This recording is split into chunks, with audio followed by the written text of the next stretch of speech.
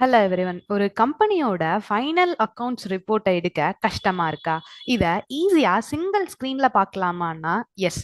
எப்படின்னா Tally open பண்ணிட்டு F1 இதுல செட்டிங்ஸ் இதுல display.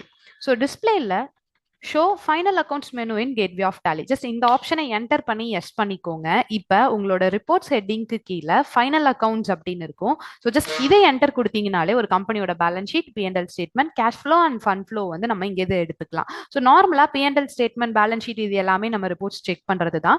And cash flow statements எடுத்தீங்க அப்படின்னாலே மந்த் வைஸா cash inflow and cash out flow வந்து எடுத்துட்டு வந்திருக்கும்.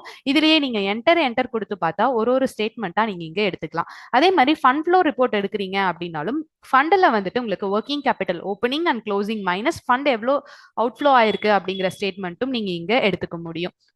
Hope everyone liked this tip. Follow and tap the bell icon for 365 days continuous Tally tips. Thank you.